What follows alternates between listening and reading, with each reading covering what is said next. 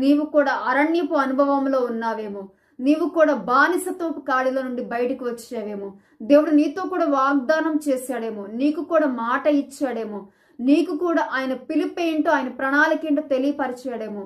అయినప్పటికీ కూడా నీవు అరణ్య మార్గాల్లో ప్రయాణం చేస్తున్నావా, నీవు ఎడారి గుండా ప్రయాణం చేస్తున్నావా, నీరు లేని ఎడారిలో గువ్వమూలిగినట్టు మూలుగుతున్నావా?